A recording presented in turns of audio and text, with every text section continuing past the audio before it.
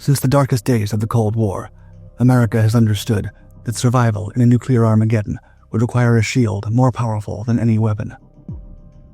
In the 1970s, engineers began forging a new breed of aircraft, airborne fortresses built to keep the president and the nation's top commanders alive in the event an atomic blast were to reduce Washington to ashes. Aircraft like the E-4B Nightwatch and the E-6 Mercury have risen as the ultimate guardians of American command, capable of enduring days in the sky, resisting radiation, and directing military forces across the globe.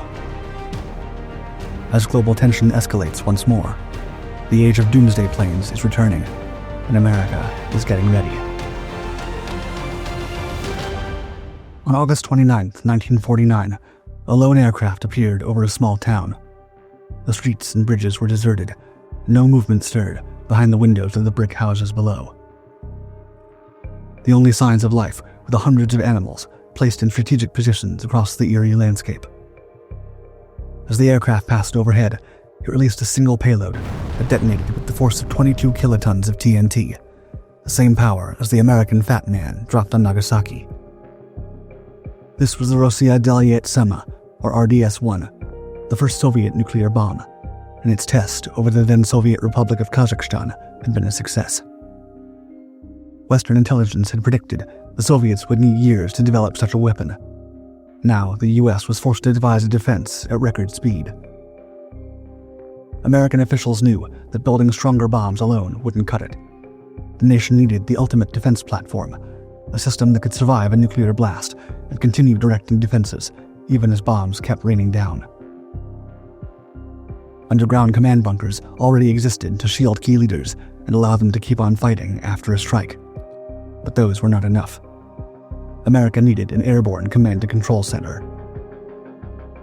The best candidate was Boeing's KC-135 Stratotanker, one of the most capable refueling aircraft of the 1950s and 60s. With key modifications, it became a flying bunker from which battle staff could continue operating, even if America itself was under a nuclear attack. From 1961 to 1990, these aircraft, known as the KC-135A Looking Glass, remained airborne around the clock, being grounded only after the Soviet threat finally seemed to fade.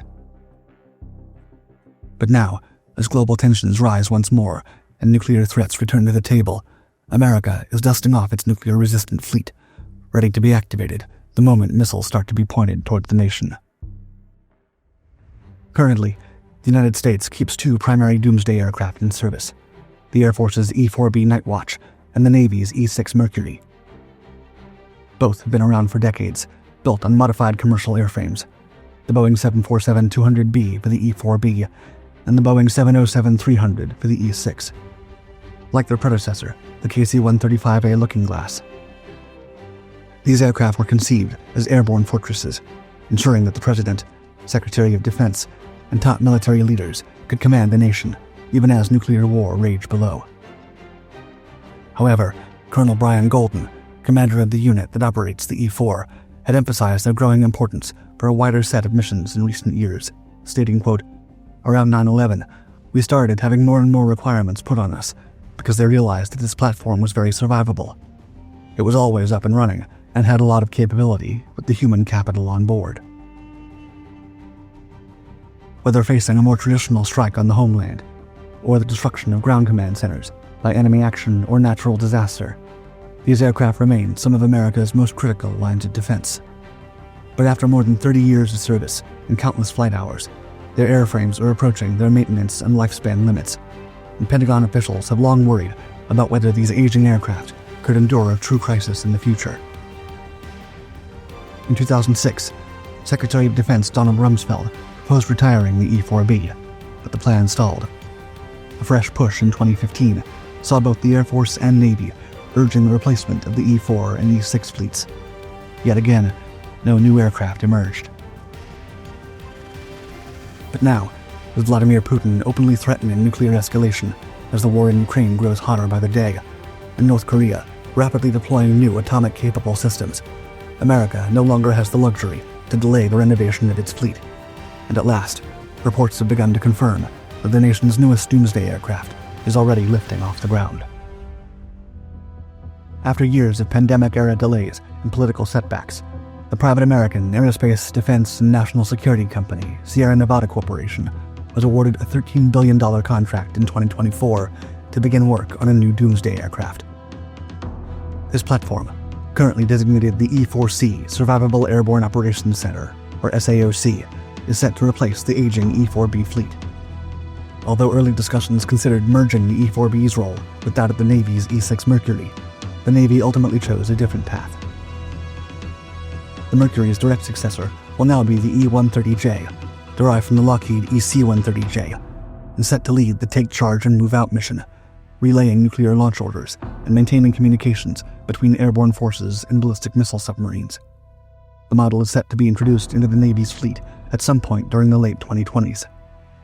As for the E-4C, according to recent reports, the first prototype, built on a modified Boeing 747-8 acquired from Korean Air, just began to conduct flight testing in August 2025.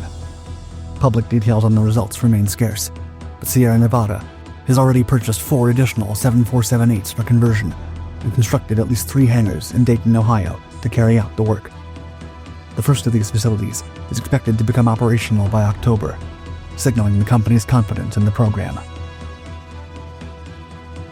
Still, the road ahead is long. Even under the best conditions, the E-4C SAOC is not expected to reach full operational capability until the mid-2030s. That timeline leaves many of its technical details concealed. Yet there's already speculation on how this new doomsday aircraft will compare to its predecessors, and what the next generation of nuclear-era defenses will look like in the decade to come. According to the Department of Defense requirements for the SAOC program, the new aircraft must include several core capabilities, including aerial refueling to allow extended airborne operations, secure communication systems to coordinate high-stakes missions, and a powerful shield against nuclear and electromagnetic strikes to ensure survival in the harshest environments. Since the E-4C is designed as the direct successor to the E-4B, it was initially believed that it would not inherit the ability to launch nuclear strikes, a role currently reserved exclusively for the Navy's E-6 Mercury. However, official documents have also emphasized the continued development of nuclear command, control, and communications within the SAOC program, which has fueled speculation that the new platform may still acquire some of the Mercury's most critical functions, including the command of nuclear payloads. However, not everyone agrees that merging these roles is the right call for the project. Colonel Brian Golden of the 595th Command and Control Group has argued, quote, "Each aircraft has totally different mission sets, so they have totally different requirements." In his view, combining America's last resort defense platforms into a single design would reduce flexibility and weaken the nation's ability to respond in the event of a crisis. Overloading the new aircraft could also carry trade-offs, such as fewer passengers or shorter range. By comparison, the current version of the E-4B can carry up to 112 people, from troops and engineers to security forces, and can remain airborne for up to 3 days with aerial refueling. Any replacement is expected not only to preserve these advantages, but to expand on them. The E-4C will also need to replicate the E-4B's powerful communication suite, which can connect to phone networks, message systems, and television broadcasts worldwide, while maintaining direct links with military assets on land, sea, or in the air. As Captain Ryan Lawrence, a communications control officer aboard the E-4, explained, quote, "We have so many different things that we can do. We're able to fill a gap whenever one arises." Still, whether the E-4C SAOC will integrate next-generation technologies, such as AI-driven systems, drone coordination, or satellite control, remains a tightly guarded secret, and its full capabilities will only be revealed once the aircraft makes its official debut. It remains too early to know whether the new fleet of E-4Cs will maintain the same relentless presence as the KC-135A Looking Glass, which kept at least one of its own airborne around the clock during the Cold War. But one thing is certain. Once these aircraft enter service, they will serve as some of America's most important guardians. Today, even when the E-4Bs are not in the sky, they remain on constant alert. At least one aircraft keeps its communication systems powered and an engine running, ready to launch at a moment's notice. The E-4C will almost certainly inherit this state of perpetual readiness, continuously scanning for potential threats. Yet it cannot be ruled out that their mission could go further than this. For the first time, a doomsday aircraft may be tasked not only with sustaining command and control, but with extracting the president and top military leaders from danger as unprecedented strikes rain down on the homeland. If that day ever comes, the E-4C SAOC will be more than a guardian. It will be the nation's last hope.